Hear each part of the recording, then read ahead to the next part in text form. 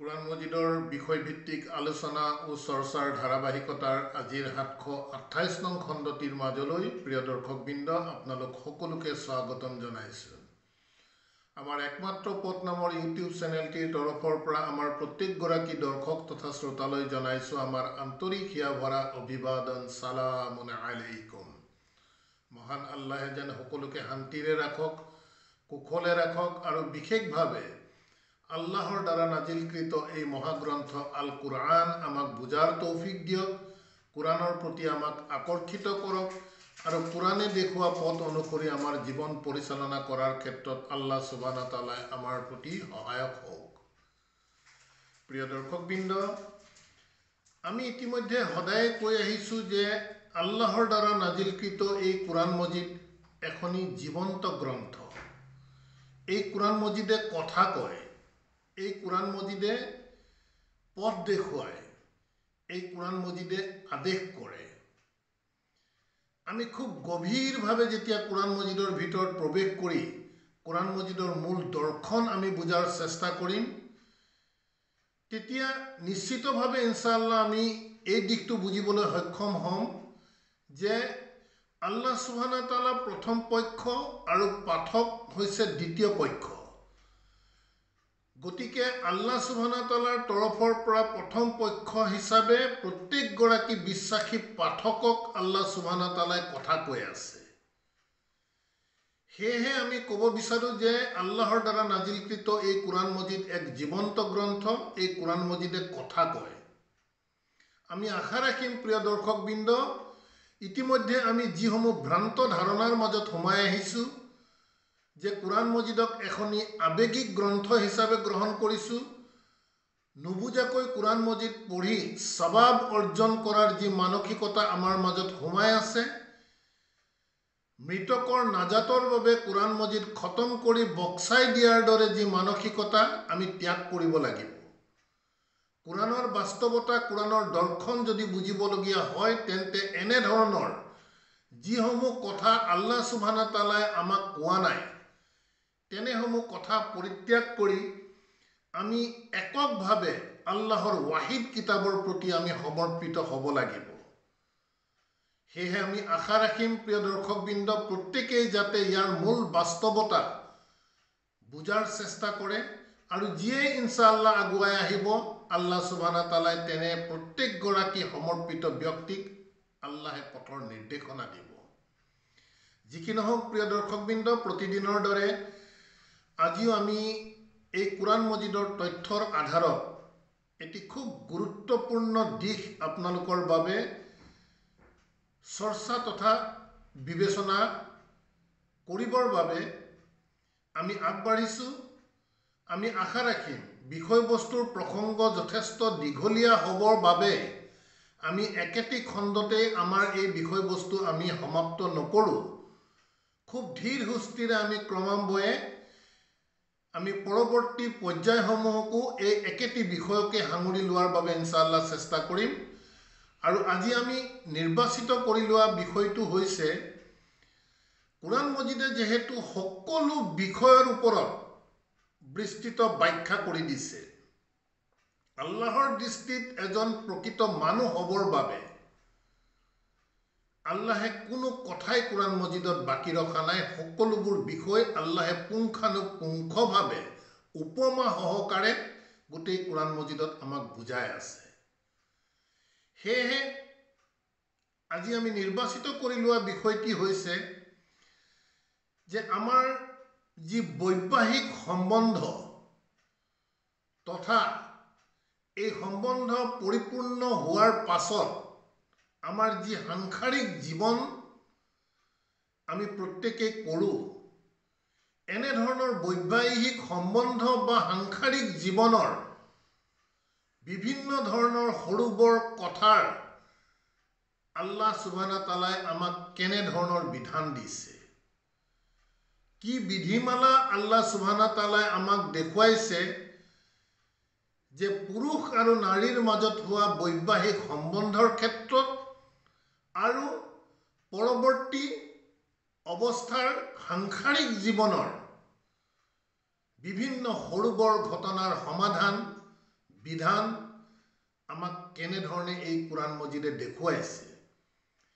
সেই দিশটো আমি আজিৰ চৰ্চাৰ বাবে আপোনালোকৰ মাজলৈ লৈ আনিব বিচাৰিছোঁ। আমি পুনৰ কৈছোঁ বিষয়বস্তুৰ প্ৰসংগ যেহেতু দীঘলীয়া হ'ব, সেয়েহে আমাৰ আজিৰ খণ্ডটি এই একেটি বিষয়ৰ প্ৰথম পৰ্ব হিচাপে আমি বিবেচনা কৰিম। ইনশাআল্লাহ পৰৱৰ্তী সময়ত দ্বিতীয় তৃতীয় খণ্ডলৈ আমি একেটি বিষয় আপোনালোকৰ মাজত কোৰাণ মজিদৰ তথ্যৰ আধাৰেৰে আমি চৰ্চা কৰাৰ বাবে চেষ্টা কৰিম ইনশাআল্লাহ।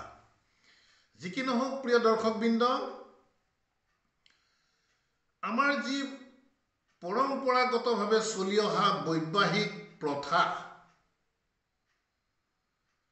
এই প্ৰথাসমূহৰ ওপৰত আমি বিশেষ সমালোচনা কৰিব বিচৰা নাই, বৰং আল্লাহ সুবহানাহু ওয়া তাআলাই বৈবাহিক সম্বন্ধৰ ক্ষেত্ৰত কোৰাণ মজিদৰ আয়াতৰ দ্বাৰা আমাক কেনেধৰণৰ ইনফৰমেশ্যন দিছে, কেনেধৰণৰ আদেশ দিছে, তেনে প্ৰত্যেকটি বিষয় ইনশাআল্লাহ কোৰাণ মজিদৰ তথ্যৰ আধাৰেৰে আমি আপোনালোকৰ মাজত লৈ আনিব বিচাৰিছোঁ। সেয়েহে প্ৰথমে আমি আপোনালোকক আমন্ত্ৰণ জনাইছোঁ যে আমাৰ যি বৈবাহিক সম্বন্ধ, যাক আমি নিকাহ বুলি কওঁ, এজন পুৰুষ আৰু এজন নাৰীৰ মাজত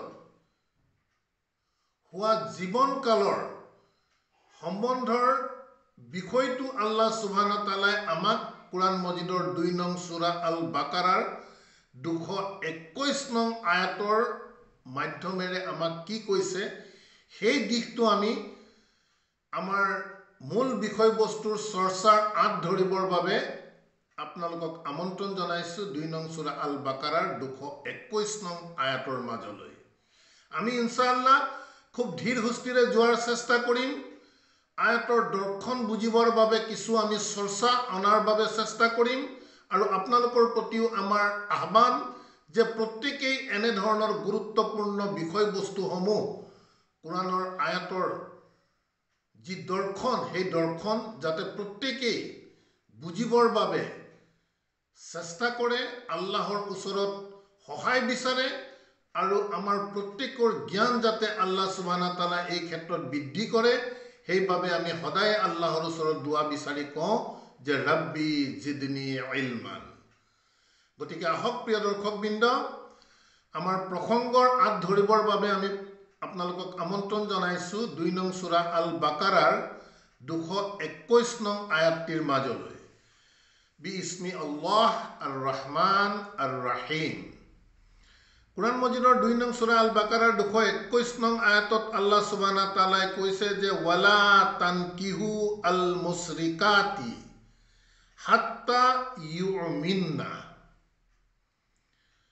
আমাৰ যি বৈবাহিক সম্পৰ্কৰ বন্ধন, যি নিকাহ, সেই নিকাহ আমি কৰিবলৈ যাওঁতে আমি 221 নং আয়াত আমি ফলো কৰিব লাগিব। 221 নং আয়াতত আল্লাহে স্পষ্ট ভাষাৰে আমাক আদেশ কৰি কৈছে যে ওয়ালা তানকিহু, আৰু তোমালোকে নিকাহ নকৰিবা আল মুশৰিকাতি, যিসকলে আল্লাহৰ সৈতে শিৰ্ক কৰা মহিলা, আল্লাহৰ একত্ববাদৰ পৰা আঁতৰি যিসকলে বহুত্ববাদৰ মাজত সোমাই আছে, অৰ্থাৎ আল্লাহৰ সৈতে আনক শৰীক কৰিছে, তেনেধৰণৰ মুশৰিক নাৰীক নিকাহ কৰিবৰ বাবে আল্লাহ সুবহানাহু ওয়া তাআলা আমাক মানা কৰিছে। হাত্তা ইউমিননা, যেতিয়ালৈকে তেনে মহিলাই ইমান নানে, তেনেধৰণৰ বহুত্ববাদ বিশ্বাসী মুশৰিক মহিলাই যদি ইমান আনে, তেতিয়াহে আল্লাহৰ কিতাবৰ দৃষ্টিত তেনে মহিলা নিকাহৰ বাবে উপযোগী হ'ব।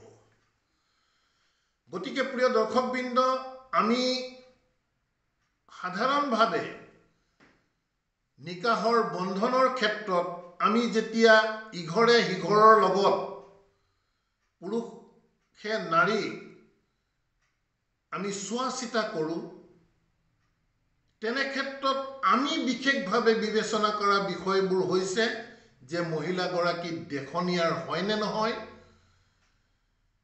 শিক্ষাগত অৰ্হতা কিমান আছে, পৰিয়ালৰ বেকগ্ৰাউণ্ড কেনেধৰণৰ, আৰ্থিকভাৱে তেওঁলোক সচ্ছল হয় নে নহয়, ইত্যাদি ইত্যাদি বিষয়বোৰহে আমি ক্ৰাইটেৰিয়া হিচাপে লওঁ এগৰাকী মহিলা বিবাহৰ বাবে সিলেক্ট কৰিবলৈ। আল্লাহ সুবহানাহু ওয়া তাআলাৰ সিলেকশন হৈছে ক্ৰাইটেৰিয়া। আল্লাহ সুবহানাহু ওয়া তাআলাই কৈছে যে বিশ্বাসী নাৰী হ'ব লাগিব, মুশৰিক হ'ব নোৱাৰিব, অৰ্থাৎ আল্লাহৰ সৈতে অংশীদাৰিত্বত বিশ্বাসকাৰী নাৰী হ'ব নোৱাৰিব। গতিকে আমি সাধাৰণতে আমাৰ বিবাহৰ বন্ধনৰ ক্ষেত্ৰত আমি এই বিশ্বাসৰ দিশটো বা ইমানৰ দিশটো আমাৰ বাবে কোনো এক চাবলগীয়া বিষয় নহয়। আমি কোনেও সেই দিশটোত সাধাৰণতে আমি গুৰুত্ব নিদিওঁ, বৰং গুৰুত্ব দিওঁ আমি আন দেখনীয়ৰ বিষয়বোৰৰ ওপৰত। এতিয়া প্ৰিয় দৰ্শকবৃন্দ, ইয়াত এটি কথা আল্লাহ সুবহানাহু ওয়া তাআলাই কৈছে আৰম্ভণিতে, ৱালা তানকিহু আল মুশৰিকাতি হাত্তা ইউমিননা, যেতিয়ালৈকে তেনে মহিলাই ইমান নানে। এতিয়া ইমানৰ দিশটো আমি কোৰআন মজিদৰ দৰ্শনৰ আধাৰত আমি বুজিব লাগিব যে এগৰাকী মহিলা আমি কেনেকৈ গম পাম যে বিশ্বাসী মহিলা নে মুশৰিক মহিলা। এই দিশবোৰ আমি বিশ্লেষণ কৰি চাব লাগিব আয়াতৰ পৰা। আমাৰ প্ৰচলিত যি নীতি নিয়ম, আমাৰ যি বিশ্বাস, সেই বিশ্বাস অনুসৰি যিয়ে লা ইলাহা ইল্লাল্লাহ মুহাম্মদ ৰাসূলুল্লাহ কলিমা পঢ়িছে তেওঁই বিশ্বাসী। আমাৰ নামৰ পিছত আলী আহমেদ, ৰহমান, বেগম ইত্যাদি টাইটেল দেখা সকলোকেই আমি বিশ্বাসী বুলি কওঁ। কিন্তু কোৰআনৰ দৃষ্টিত এই বিশ্বাসৰ যিটো বিষয়, যাক আৰবীত ইমান বুলি কয়, এই ইমানৰ শপত বাক্য কোৰআন মজিদৰ বিভিন্ন স্থানত আল্লাহ সুবহানাহু ওয়া তাআলাই উল্লেখ কৰিছে যে কি কি বিষয়ৰ ওপৰত বিশ্বাস থাকিলে আমি তেওঁক মুমিন পুৰুষ বা মুমিনা নাৰী বুলি অভিহিত কৰিব পাৰোঁ। উদাহৰণস্বৰূপে এই কোৰআন মজিদৰ 2 নং সূৰা আল বাকাৰাৰ 285 নং আয়াতত আল্লাহ সুবহানাহু ওয়া তাআলাই কৈছে যে আমানাৰ ৰাসূলু বিমা উনজিলা ইলাইহি মিৰ ৰাব্বিহি ওয়াল মুমিনুন। আমানাৰ ৰাসূলু, ৰসুল সকলে ইমান আনিছে অৰ্থাৎ বিশ্বাস আনে। বিমা উনজিলা ইলাইহি মিৰ ৰাব্বিহি, তেওঁৰ প্ৰতিপালকৰ তৰফৰ পৰা তেওঁৰ প্ৰতি যি ৰসুলসকলৰ প্ৰতি নাজিল হৈছে তাৰ ওপৰত বিশ্বাস আনে।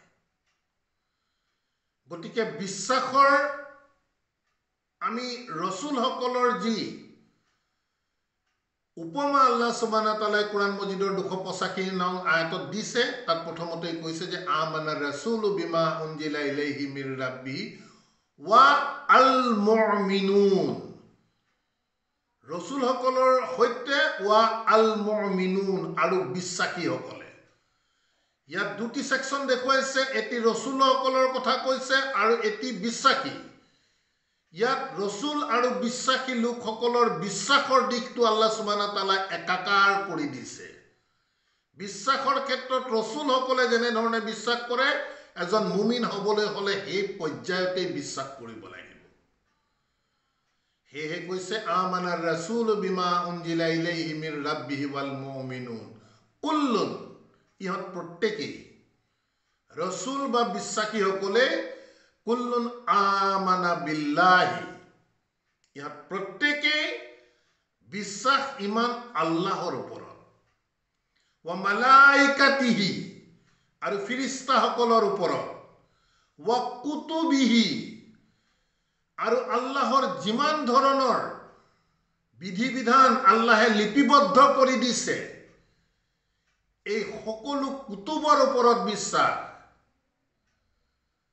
ওয়া মালাইকাতিহি ওয়া কুতুবিহি ওয়া ৰুসুলিহি আৰু ৰসুলসকলৰ ওপৰত লগে লগে ইমানৰ শপত বাক্যত সেই আয়াততে অন্তৰ্ভুক্ত হৈছে লা নুফাৰৰিকু বাইনা আহাদিম মিৰ ৰুসুলিহি এই ইমানৰ শপত বাক্য আল্লাহ সুবহানাহু ওয়া তাআলা শিকাইছে আমাক এজন বিশ্বাসী হ'বলৈ হলে বিশ্বাসৰ যি শপত বাক্য অন্তৰেৰে কোৱা কথা কেনে ধৰণৰ হ'ব লাগিব তাত কৈছে লা নুফাৰৰিকু বাইনা আহাদিম মিৰ ৰুসুলিহি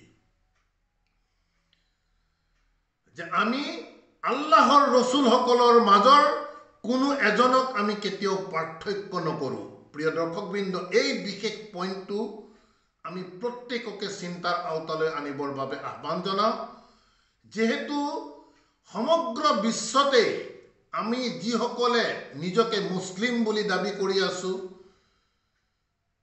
তেনে লোকসকলৰ বাবে আল্লাহৰ দ্বাৰা মনোনীত ৰসুলসকলৰ ভিতৰত এজন ৰসুলকে আমি সিলেক্ট কৰি লৈছো সালামুন আলা মুহাম্মদ কিন্তু আল্লাহৰ ইমানৰ শপত বাক্যত আমি আল্লাহক প্ৰতিশ্ৰুতি দি কৈছো যে লা নুফাৰৰিকু বাইনা আহাদিম মিৰ ৰুসুলিহি যে ৰসুলসকলৰ মাজৰ কোনো এজন ৰসুলক আমি পাৰ্থক্য নকৰোঁ অথচ আমি বাস্তৱত কিন্তু তাকেই কৰি আছো ৰসুলসকলৰ মাজত ইব্ৰাহিম ৰসুলে কক ঈসা ৰসুলে কক মুসা ৰসুলে কক নুহৰ কথাই কক তেওঁলোকৰ কোনো ধৰণৰ অস্তিত্ব আমাৰ তথাকথিত মুছলিমসকলৰ মাজত নাই তথাকথিত মুছলিমসকলৰ মাজত আছে কেৱল সালামুন আলা মুহাম্মদৰ ব্যক্তিগত জীৱন কাহিনী ওপৰত আমাৰ যিসমূহ ধৰ্মীয় পুথি লিপিবদ্ধ হৈছে কোৰাণ মজিদৰ বাহিৰত মানুহৰ দ্বাৰা সংকলিত হৈছে আমি এজন ৰসুলৰ ওপৰতেই আমি কিন্তু ফৰক কৰি আমি চলি আছো আমি আশা ৰাখিম এই দিশটো যাতে প্ৰত্যেকই চিন্তা কৰিব কিয়নো আমি কোৰাণ মজিদৰ আয়াতহে আপোনালোকৰ মাজত দাঙি ধৰিছো আমাৰ নিজস্ব কোনো কথা নাই তাৰ পিছত কৈছে লা নুফাৰৰিকু বাইনা আহাদিম মিৰ ৰুসুলি ওয়া ক্বালু আৰু এনে ধৰণৰ বিশ্বাসী লোকসকলে কয় যে সামি'না ওয়া আতা'না যে আমি শুনিলো ৰসুলে আমাৰ আগত কোৰাণ পাঠ কৰিছে আমি শুনিলো তোমাৰ কথা বতৰাবোৰ শুনিলো ওয়া আতা'না আৰু আমি মানিলো লগে লগে এইটো হৈছে মুমিনৰ ক্ৰাইটেৰিয়া বিশ্বাসী লোকৰ শপত বাক্য যেহেতু আমি যি প্ৰসংগত আল্লাহ সুবহানাহু ওয়া তাআলাই কৈছে যে বিশ্বাসী যেতিয়ালৈকে তেনে মহিলাই বিশ্বাস নানে হাত্তা ইউমিননা গতিকে এই বিশ্বাস বা ইমানৰ দিশটো আমি বুজি পাব লাগিব কুল্লুন আমানা বিল্লাহি ওয়া ক্বালু সামি'না ওয়া আতা'না গুফরানাকা যে তুমি আমাক ক্ষমা কৰি দিয়া ৰাব্বানা হে আমাৰ প্ৰতিপালক ওয়া ইলাইকাল মাসিৰ আমি তোমাৰ ওচৰতে ঘূৰি যাব লাগিব গতিকে আল্লাহৰ বিশ্বাসৰ যি শপত বাক্যৰ মাজত অন্তৰ্ভুক্ত হোৱা কথাখিনি আমাৰ অন্তৰত দৃঢ়তাৰে থকা লোকসকলকে প্ৰকৃততে আল্লাহে বিশ্বাসী লোক বুলি কৈ আছে মহিলাৰ ক্ষেত্ৰতে হোক বা পুৰুষৰ ক্ষেত্ৰতে হোক গতিকে বৈবাহিক সম্বন্ধৰ ক্ষেত্ৰত আল্লাহ সুবহানাহু ওয়া তাআলাই প্ৰথমতেই কৈছে যে কোনো মুশৰিক নাৰীক বিয়া নাপাতিবা নিকাহ নকৰিবা যেতিয়ালৈকে তাই ঈমান নানে ওয়ালা আমাতুম মুমিনাতুন খায়ৰুম মিন মুশৰিকাতিন মন কৰিব আল্লাহে কৈছে যে মুশৰিক নাৰী যেতিয়ালৈকে ঈমান নানে তেতিয়ালৈকে তোমালোকে নিকাহ নকৰিবা আৰু কৈছে যে বিশ্বাসী দাসী খায়ৰুম মিন মুশৰিকাতিন এনে ধৰণৰ মুশৰিক নাৰীতকৈ বিশ্বাসী দাসী এই তোমালোকৰ বাবে শ্ৰেষ্ঠ গতিকে চাও নিকাহৰ ক্ষেত্ৰত পাত্ৰী সিলেকশনৰ আল্লাহৰ ক্ৰাইটেৰিয়া হৈছে বিশ্বাস কোনো চেহেৰাৰ সৌন্দৰ্যতাৰ কথা ইয়াত অহা নাই কোনো এডুকেশ্যনেল কোৱালিফিকেশ্যনৰ কথা অহা নাই, কোনো ফেমিলি বেকগ্ৰাউণ্ডৰ কথা অহা নাই, আহিছে কেৱল বিশ্বাসী হ'ব লাগিব। গতিকে কৈছে যে বিশ্বাসী দাসী তোমালোকৰ বাবে শ্ৰেষ্ঠ এনেধৰণৰ মুশ্ৰিক নাৰীতকৈও। ৱালাউ আজাবাতকুম, যদিও তেনেধৰণৰ মুশ্ৰিক নাৰীসকলে তোমালোকক বেছি তোমালোকৰ পছন্দনীয় হয়,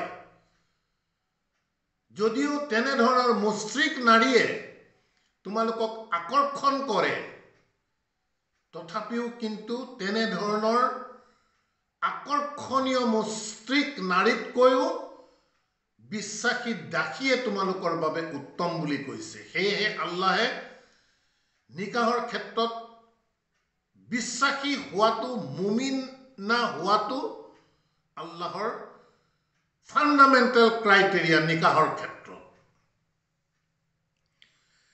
তাৰপিছত কৈছে ৱালা তুনকিহু আল মুশ্ৰিকিনা, ঠিক তেনেধৰণে মহিলাসকলকো একেটি আয়াততে কৈছে যে ৱালা তুনকিহু আল মুশ্ৰিকিনা, মহিলাসকলক উদ্দেশ্য কৰি কৈছে আৰু তোমালোকেও নিকাহ নকৰিবা এনেধৰণৰ মুশ্ৰিক পুৰুষক, হাত্তা ইউমিনু, যেতিয়ালৈকে তেনে মুশ্ৰিক পুৰুষে ইমান নানে। ৱালা আবদুন মুমিনুন খাইৰুম মিন মুশ্ৰিকিন, একেধৰণে আল্লাহে কৈছে যে ৱালা আবদুন, আৰু আবদ অৰ্থাৎ দাস, মুমিনুন বিশ্বাসী দাস, খাইৰুম মিন মুশ্ৰিকিন, এনেধৰণৰ মুশ্ৰিক পুৰুষতকৈও বিশ্বাসী দাসেই উত্তম। ৱালাউ আজাবাকুম, যদিও তেনেধৰণৰ মুশ্ৰিক পুৰুষসকলে তোমালোকক প্ৰলোভিত কৰে, আকৰ্ষিত কৰে। নাৰীসকলক কৈ আছে যে মুশ্ৰিক পুৰুষক তোমালোকে বিয়া নকৰিবা, নিকাহ নহবা সিহঁতৰ সৈতে, যেতিয়ালৈকে সিহঁতে ইমান নানে। এনেধৰণৰ মুশ্ৰিক পুৰুষসকল চৌদিশে যদিও তোমালোকে বিচৰা বস্তুবোৰ পোৱা, দেখনীয়াৰ পোৱা, আৰ্থিক সচ্ছলতা পোৱা, ফেমিলি বেকগ্ৰাউণ্ড যিমানেই পোৱা, তথাপিও কিন্তু যদি বিশ্বাসী নহয়, মুশ্ৰিক হয়, তাতকৈ উত্তম বুলি কৈছে যে দাস, বিশ্বাসী পুৰুষ, বিশ্বাসী দাসেই তোমালোকৰ বাবে উত্তম, যদিও তেনেধৰণৰ মুশ্ৰিকসকলে তোমালোকক আকৰ্ষিত কৰে। উলাইকা ইয়াদউনা ইলান নাৰ, এনেধৰণৰ মুশ্ৰিকসকলে ইয়াদউনা, সিহঁতে মাতে, গোটেই জীৱনটো যিহেতু থাকিব, গতিকে গোটেই জীৱনটোত এনেধৰণৰ মুশ্ৰিক পুৰুষ বা মুশ্ৰিক নাৰীসকলে মাতে ইলান নাৰ, জুইৰ দিশলৈ, অৰ্থাৎ জাহান্নামৰ দিশলৈ মুশ্ৰিকসকলে মাতে। কাৰণ তেওঁ নিজেই যিহেতু মুশ্ৰিক, গতিকে তেওঁ সংসাৰ কৰা মহিলাগৰাকীও তেওঁৰ মানসিকতা হোৱাটো তেওঁ বিচাৰিবই, খুব স্বাভাৱিক, মহিলাৰ ক্ষেত্ৰতে হওক বা পুৰুষৰ ক্ষেত্ৰতে হওক। গতিকে আল্লাহে কৈছে এনেধৰণৰ মুশ্ৰিক পুৰুষ নাৰীয়ে তোমালোকক আহ্বান কৰে জুইৰ দিশলৈ। ৱা আল্লাহু, আৰু আল্লাহে ইয়াদউ ইলাল জান্নাতি, আৰু আল্লাহে মাতে ইলাল জান্নাতি, জান্নাতৰ দিশলৈ, ৱাল মাগফিৰাতি, আৰু ক্ষমাৰ দিশলৈ, বি ইজনিহি, তেখেতৰ অনুমতি সাপেক্ষে। গতিকে আল্লাহে কৈছে একেটি আয়াততে ৱা ইউবাইয়িনু আয়াতিহি লিন্নাসি, এনেধৰণে বয়ান কৰি দিছে, স্পষ্ট কৰি দিছে আয়াতিহি, তেখেতৰ আয়াতসমূহ, লিন্নাসি, মানুহৰ বাবে, লাআল্লাহুম ইয়াতাযাক্কাৰুন, যাতে সিহঁতে কথা বতৰাবোৰ মনত ৰাখে। গতিকে প্ৰিয় দৰ্শকবৃন্দ, 221 নং আয়াতত আমাৰ নিকাহৰ একমাত্ৰ ক্ৰাইটেৰিয়া আল্লাহ সুবহানাহু ওয়া তাআলাই আমাক দিছে পুৰুষ বা নাৰী উভয়ৰ বাবে, সেইটো হৈছে ঈমান। আল্লাহৰ প্ৰতি যিসমূহ বিষয়ৰ ওপৰত আল্লাহ সুবহানাহু ওয়া তাআলাই আমাক শপত বাক্য শিকাইছে, তেনে প্ৰত্যেকবোৰ বিষয়ৰ ওপৰত দৃঢ় বিশ্বাসী হ'ব লাগিব। সেয়েহে আল্লাহৰ আয়াতক প্ৰতি যদি আমি সমৰ্পিত হওঁ, তেন্তে এনে ধৰণৰ কথা বতৰাসমূহৰ ওপৰত আমি নিশ্চিতভাৱে গুৰুত্ব দিব লাগিব। নিকাহৰ বৈবাহিক বন্ধনৰ বাবে আমি যেতিয়া আগবাঢ়িম, আমি আনুষংগিক যিমানেই দিশ চাওঁ বা নাচাওঁ, কিন্তু আল্লাহৰ এই মূল দিশটো যাতে আমি পাহৰি নাযাওঁ। যদিও আমি আল্লাহৰ কিতাপৰ প্ৰতি সমৰ্পিত হৈছোঁ, আল্লাহৰ কিতাপৰ প্ৰতি যদি আমি বিশ্বাস আনিছোঁ, তেন্তে এনে ধৰণৰ কথা বতৰাবোৰ আমি এৰাই চলিব নোৱাৰিম। গতিকে নিকাহৰ ক্ষেত্ৰত আমি দেখিলোঁ আল্লাহ সুবহানাহু ওয়া তাআলাই এনে ধৰণৰ আমাক কিছু শিক্ষা দিছে। প্ৰিয় দৰ্শকবৃন্দ, ইয়াৰ পৰৱৰ্তী আমাৰ সাংসাৰিক বহুতো বিধি বিধান আছে। সময়ে দেখিছোঁ আমাক অনুমতি বিশেষ দিয়া নাই। বিষয়বস্তুৰ প্ৰসংগ যেহেতু যথেষ্ট গুৰুত্বপূৰ্ণ, সেয়েহে আমি ইয়াক পৰ্ব হিচাপে ভগাই ল'ব বিচাৰিছোঁ আমাৰ ভিডিঅ'সমূহ। আজিৰ ভিডিঅ'ই আমাক যথেষ্ট সময় একেটি আয়াতৰ মাজত ল'লে, যিহেতু আয়াত যথেষ্ট দীঘলীয়া আছিল। ইয়াত বহুতো গুৰুত্বপূৰ্ণ কথা সোমাই আছে, যিসমূহ বিষয় আমি আপোনালোকৰ মাজত চৰ্চা কৰিব লগা হ'ল। ইয়াৰ পৰৱৰ্তী ইনশাআল্লাহ আমি ক্ৰমান্বয়ে কোৰাণ মজিদৰ আমি যিসমূহ আয়াত এনে ধৰণৰ বৈবাহিক সম্বন্ধই হওক বা সাংসাৰিক বিধি বিধান হওক, আমি যিসমূহ কোৰাণ মজিদৰ পৰা আমি উলিয়াই আনিছোঁ, আমি একাধিক ক্ৰমে আপোনালোকৰ মাজলৈ ক্ৰমান্বয়ে লৈ যোৱাৰ চেষ্টা কৰিম। আমি আশা ৰাখিম তথা আহ্বান জনাম আপোনালোকেও যাতে বিষয়বস্তুসমূহ খুব গুৰুত্ব সহকাৰে বিবেচনাৰ আওতালৈ আনক। ইতিমধ্যে আমি যিসমূহ ভুল কৰিলোঁ, ইনশাআল্লাহ আল্লাহ সুবহানাহু ওয়া তাআলাই আমাক ক্ষমা কৰি দিব। কিন্তু আল্লাহৰ কিতাপৰ বিধি বিধান যেতিয়া আমি বুজি পাইছোঁ, আমাৰ অনাগত দিনবোৰত আমাৰ পৰৱৰ্তী আহিব লগা যিসমূহ জেনেৰেশ্যন আছে, তেওঁলোকৰ বাবে আমি আল্লাহৰ কিতাপৰ বিধি বিধান প্ৰত্যেকেই প্ৰচাৰ তথা মুকলি কৰাৰ বাবে আহক প্ৰত্যেকেই আগুৱাই আহোঁ। আলহামদুলিল্লাহ ৰাব্বি আউযু বিকা মিন হামাজাতি শায়াতিন ওয়া আউযু বিকা রাব্বি আন ইয়াহদুরুন। রব্বানা আমান্না বিমা আনজালতা ওয়াত্তাবা'না রাসূল ফাকতুবনা মা'আস শাহিদিন ওয়া মা আলাইনা ইল্লাল বালাগ ওয়া মা তাওফীকি ইল্লা বিল্লাহ। সালামুন আলাইকুম।